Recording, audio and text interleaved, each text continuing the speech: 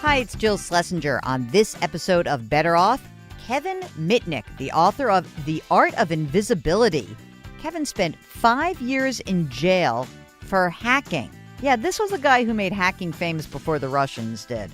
How are you going to protect yourself in this brave new world? Kevin Mitnick has some answers. You can't really protect your social security number, your date of birth. Too many people have it. But what you can do, at least from a financial perspective, a money perspective, go log into your bank account, log into your credit cards, and put on an alert. Anytime there's a transaction over $10, send me a text message, send me an email. So that way, if somebody is misusing your bank account or your credit card, you know right away. Welcome to the Better Off podcast, sponsored by Betterment, the largest independent online financial advisor. I'm your host, Jill Schlesinger, and this week we've got a really terrific guest, Kevin Mitnick. Now, I was a little suspect of this guy. You know why? I don't usually interview convicted felons. This guy spent 5 years in a federal prison. Why? Because he was a hacker. And he didn't even hack to get your money or your information. He did it for fun, essentially, just to kind of blow holes through security systems. Kevin did his time, and he's come out, and on the other side of that experience has become essentially an expert on how to protect yourself against people like him. He works for big companies. He's worked for the government before.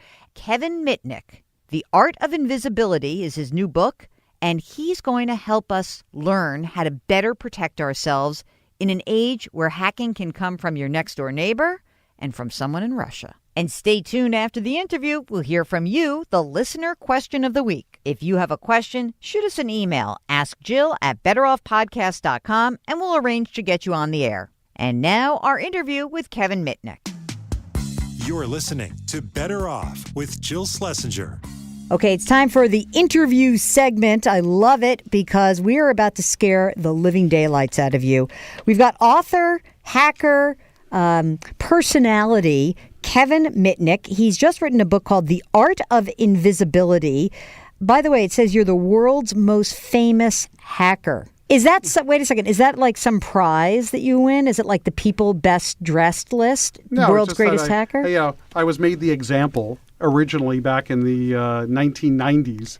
And because of the example and because of what transpired during early things in my case, it became very, very well known. So then the media has actually given me that title. Nice. I didn't claim that title. They gave it to me. I didn't ask for it. All right. Before we get into the interview, Kevin, we start the program off because this is a money show.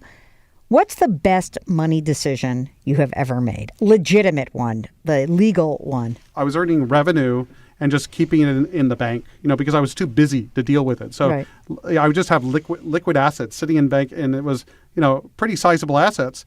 And then my best decision was actually taking the time, finding a money management company to actually take that money, do certain types of investments on my behalf, but, not where I have high risk. I could decide my risk and let them manage the money, which is better than sitting in the bank and losing value because of inflation. There you go. I'd say that's a good decision. That's a very good decision. Okay. I love that.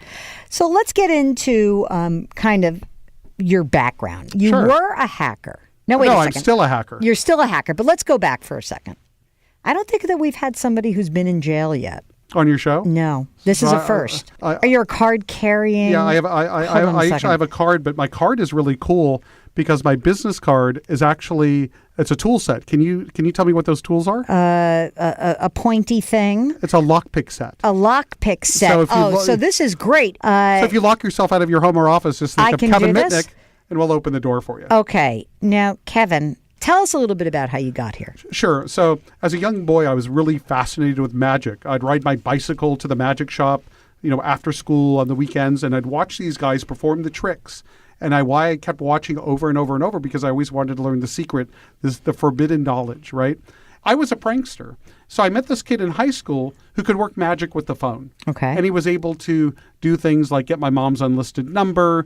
And one of my favorite pranks was to change my friend's home phone to a pay phone. Oh, my God. So whenever his parents tried to make a call, please deposit 25 cents, right? I love And then that. he'd call me all pissed off, change it back, I'm going to get in trouble. And then I'd change it to a prison phone, collect calls only. Nice. Right? So I started on this route, and then I met this other student in high school, my junior year, who said, hey, man, you might be interested in computers. And so he introduces me to the computer science instructor, and the guy starts asking me lots of questions. Have you had physics? Have you had calculus? Are you a senior?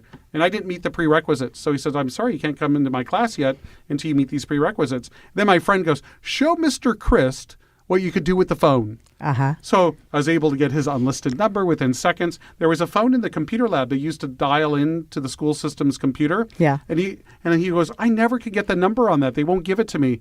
And I simply dialed that secret number and got the number for him. And he was so impressed. He says, no, I'm going to let you into class now. Did you go to college? Did you just No, what'd you do? I pretty much, I took the test to get out of high school because I was kind of bored. Mm-hmm. And then I went to junior college, right? Then I got myself into trouble. Why? Right, hacking. So what I ended up doing is I got involved with hacking kind of like playing a video game. It was like an all-encompassing like kind of hobby. And to me, it was like solving the puzzle.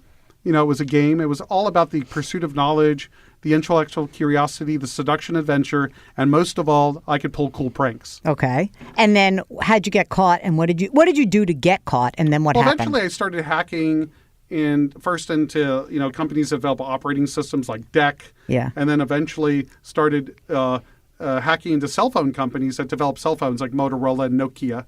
And what I was interested in was getting access to the inner firmware, the code, so I could understand how it worked.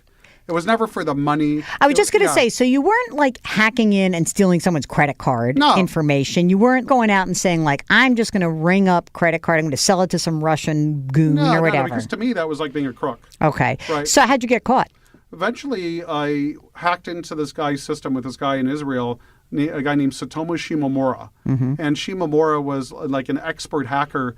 We thought he had source code to the Oki 900 cell phone, but in fact, he was reverse engineering it. And then he went on a vigilante mission. Once he realized he was hacked, I became suspect number one. And then he helped the FBI track me, and they tracked me through cell phones. What happened? So they arrested me. So it was kind of interesting because they found the apartment I was in, and I was really good at changing my appearance. So they actually showed my picture to the leasing office saying, does this guy look familiar? And nobody recognized me. And I just leased the apartment like 3 weeks earlier.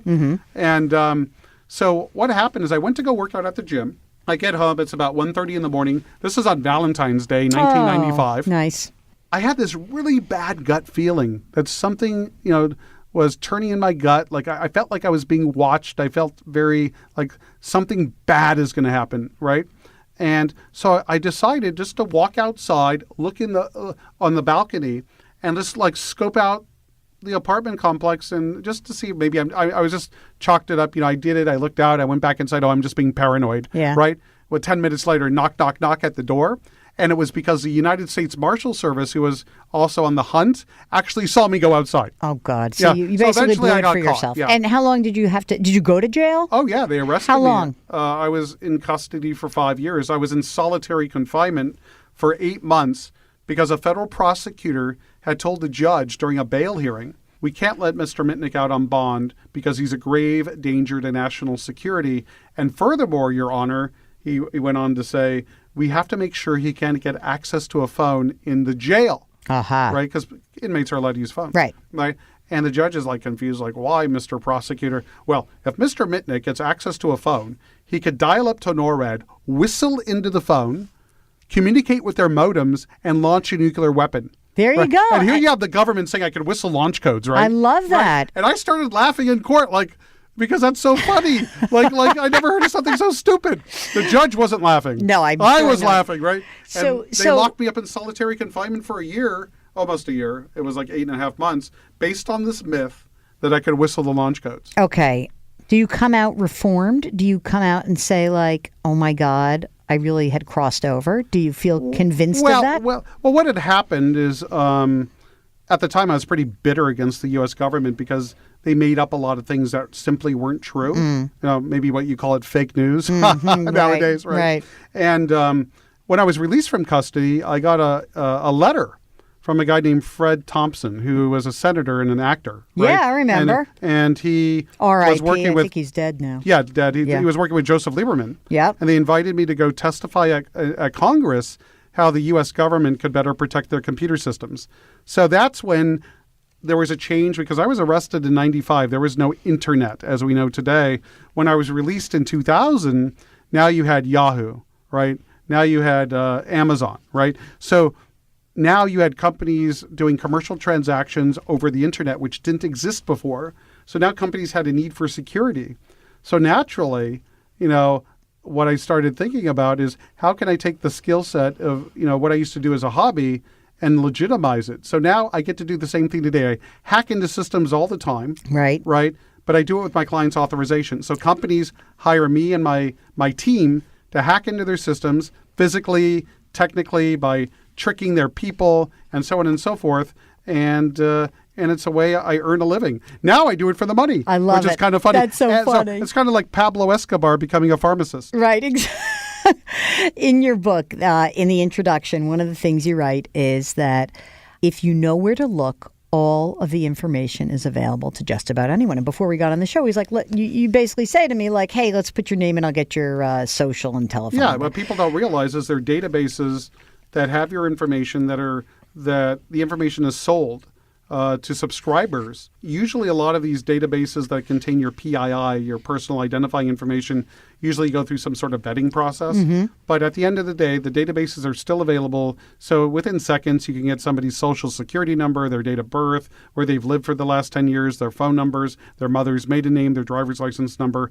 And people don't realize this. And what's interesting also in the book is that not only do people not realize it, but if they do realize it, then they say, who wants my stuff? I know that you're listening and you're like, oh my God. So besides, don't click on links that, and like we always laugh about this, like in the financial services, because you think like, well, who would be so stupid to click on a link? Like the IRS is 30%. right. The IRS is not sending you an email or a text message. And then you find out, like you said, a third of people are clicking on these links. 30% of employees do at companies. That's what we see, when we're doing surveys with KnowBe4. So you also say passwords. You got to get a password generator. Well, password manager. A manager. What we recommend is people don't choose their passwords because they always choose bad passwords. Yeah. And they use patterns. They'll use the same password at least two different places. If they can't manage it in their mind's eye, it's impossible. So there are hosted password managers. There are local password managers, like free ones that you could download to your computer, like our Password Safe and KeePass, KEE Pass. Right. You could use 1Password in what I call offline mode, where you're not using it in a hosted mode. And what that does, let's say you go to a website. Right.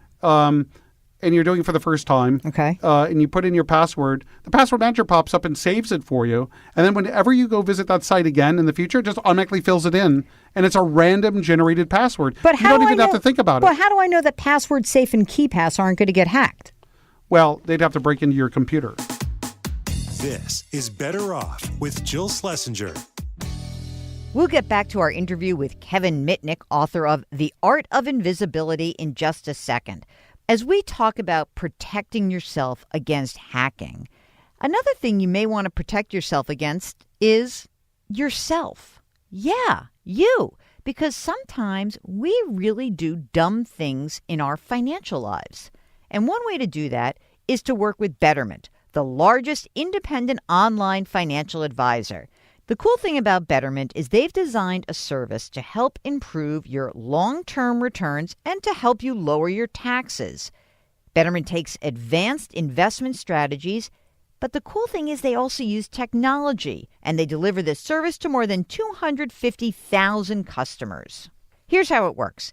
You go to Betterment.com and you fill out a bunch of information. And from that information, Betterment makes tailored recommendations on decisions like how much to invest, how much risk to assume in your portfolio, and the type of investment account you should have. Unlike many of its competitors, Betterment offers low, transparent advisory fees.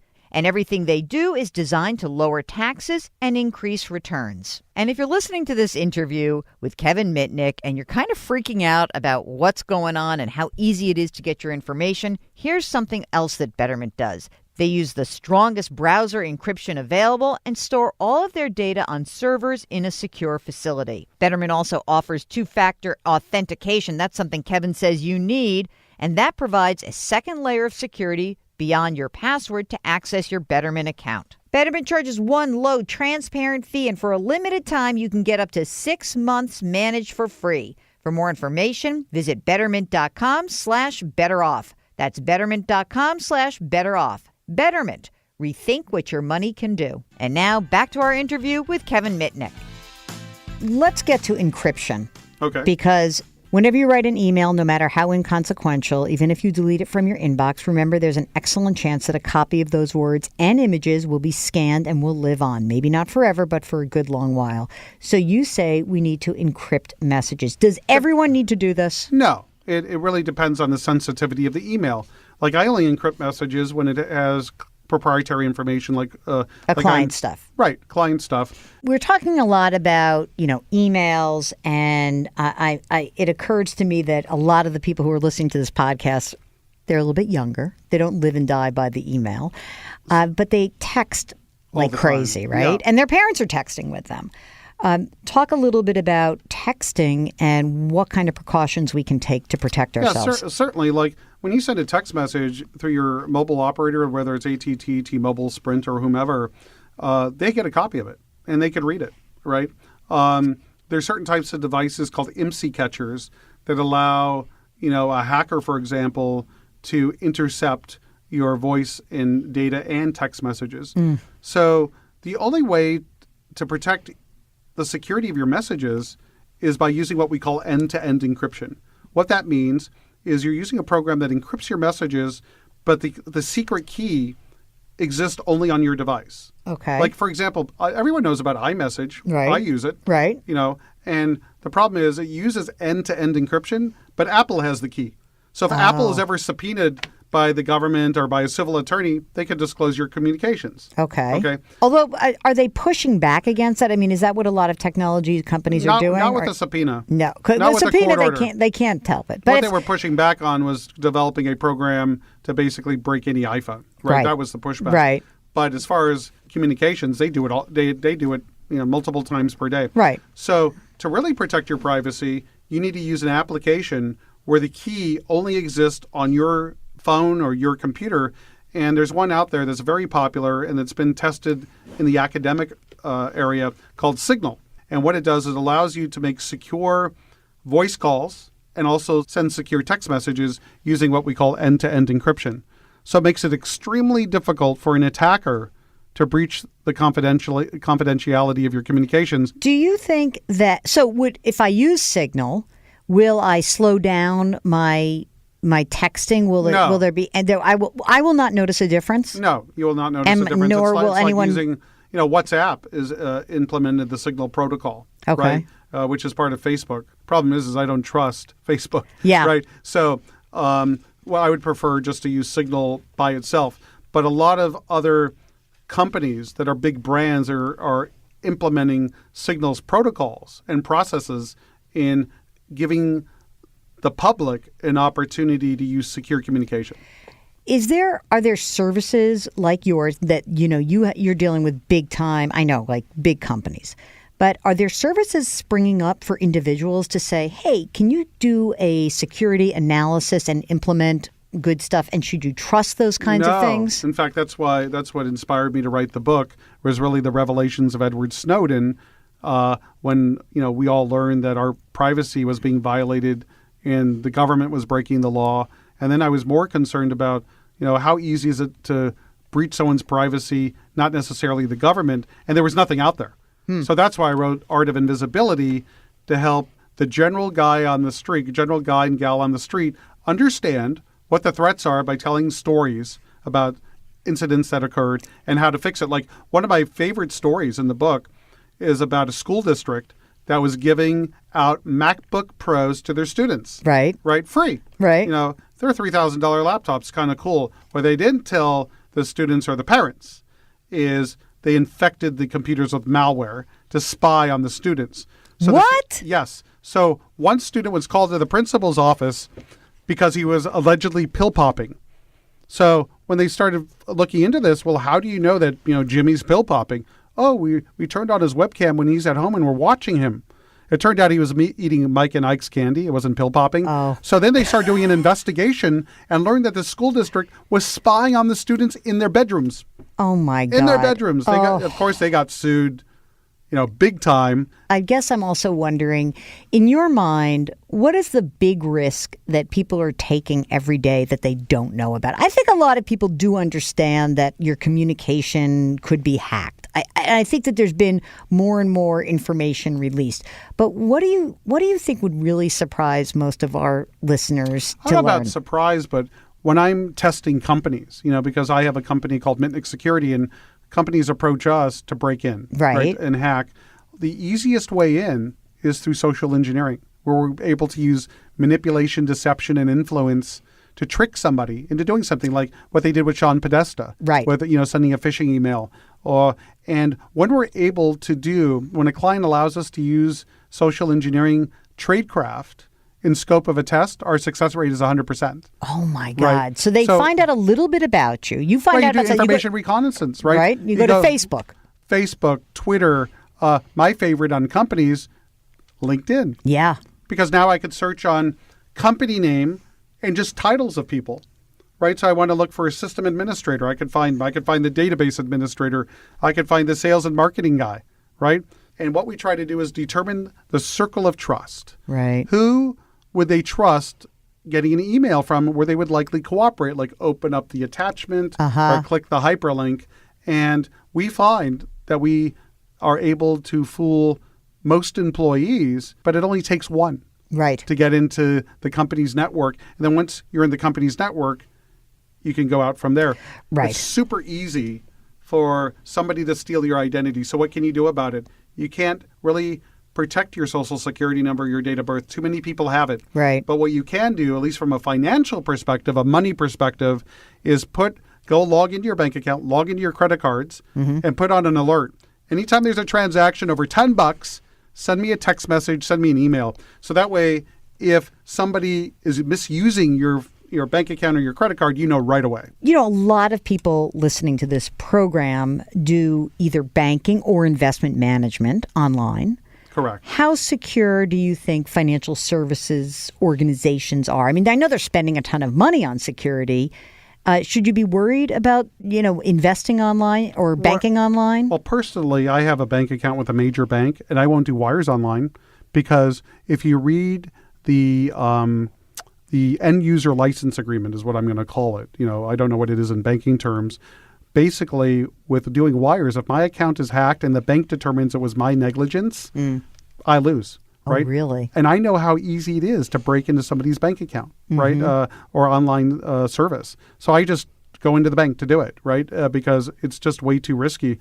I'll take other risks, like on credit cards and that sort of thing, because it's very minimal.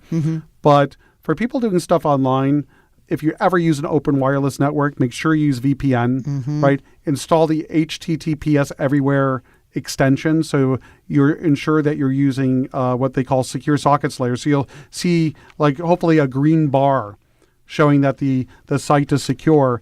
And always remember that no matter what we do, there's no software that exists yet that could detect and eradicate malware. So there's always a potential that your computer is infected with malware. And if it is, somebody could turn on the keylogger and get your password. So what do you do to make it a little bit more harder? Two-factor authentication. So I wouldn't use a financial services company out there online unless they absolutely have two-factor authentication. And by the way, if you're in an airport, don't make a trade in your account using the public Wi-Fi. Yeah, unless you're using VPN. Yeah. Kevin Mitnick, before we close, you ready for your final question? I'm ready. First of all, you're dressed like Johnny Cash. You're all black. I kind of dig that. It's sort of like it's like the hacker black. Yeah, exactly. We talked in the beginning. We talked about the best money decision you ever made. Yes. What was the worst money decision you ever made? Worst money decision. I'm trying to think. Okay. So this has to do with my case. So there was this New York Times reporter named John Markoff who wrote this book, Takedown, about me that was 90% libelous. But I was in prison. So I really couldn't do anything until they decided they were going to make a motion picture right?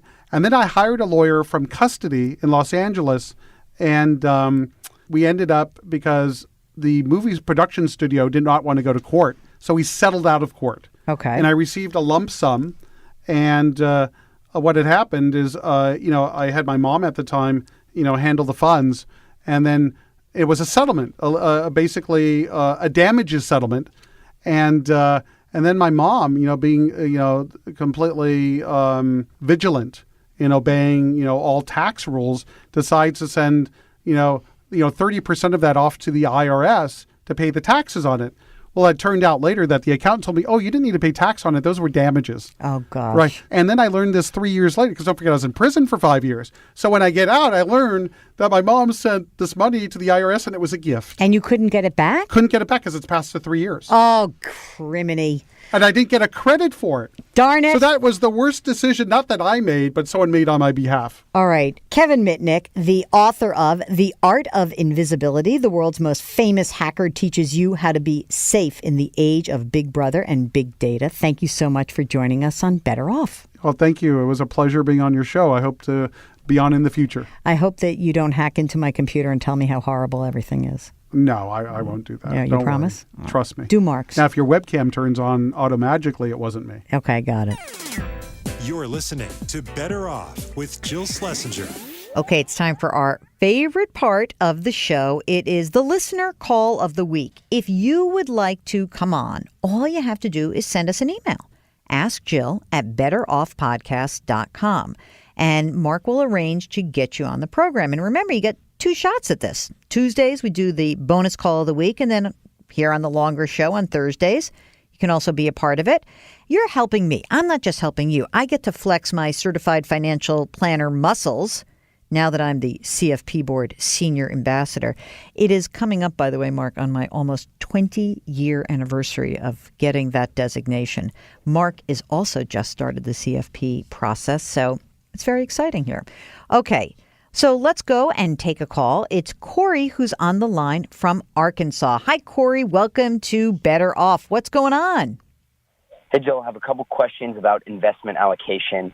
First off, a background. I'm 22, just started the workforce, 8 months out of college, and really trying to make sure I prepare the most for my financial future. My first question would be about HSA investing. I am maxing out my annual contribution to my HSA, and I want to know at what point you thought I should invest those HSA funds. I was thinking that once I surpass the maximum annual out-of-pocket expense for which I'm liable through my insurance plan, I would start investing, but I want to know your thoughts on that with regards to timing allocations and things like that. Yeah, I think that that's not a bad thing. I mean, obviously, for everyone else listening, health savings accounts, they're pretty cool. They're tax favored accounts, and it allows you to pay for qualified medical expenses. And you can invest it, I was going to say any way you want, but it's actually not that easy to find like a big normal fund that you might have heard of to invest in. So where is the account held right now? Is it at a bank or an investment house? No, it's an investment house, and there are a couple different options. There's actually a lot more options than I expected. But one I was looking into was essentially a retirement date fund, 40 years out, and I think it's in the single-digit expense fees. So it's similar to a Vanguard fund. It's not exactly through Vanguard, but I think it's a 0.08% expense ratio. And yeah. You just put it heavily invest in stocks and obviously adjust that allocation over the course of the next 40 or so years. So I want to get your thoughts on that. I think that's okay. So from the investment perspective, yes. I'm just wondering, there's no like weird surgery. You didn't like blow your knee out or you need the money for, in other words, there's no extra money that you know you might need to access from this account yet, right? Correct. Yeah. Okay. I'm a pretty healthy guy. I haven't had any major operations.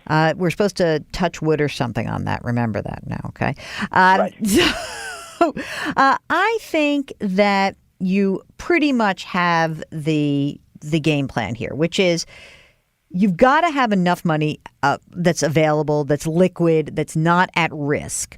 Once you have that, I think keeping the investment options simple and obviously very low cost, that is where the power of the HSA comes in.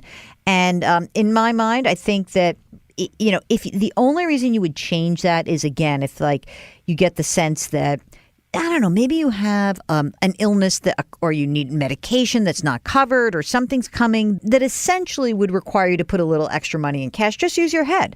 But otherwise, I love the game plan. And I think HSAs are really great. And I just wonder, how did you know to start an HSA? I only ask because they don't get a ton of excitement, especially from a 20-something.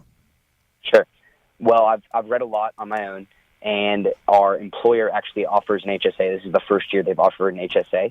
So once I looked into it, I realized there was really no reason not to, especially being so young with all the tax advantages and everything like that. That's great. So you've got a high deductible plan, right, through work and Correct. with an HSA.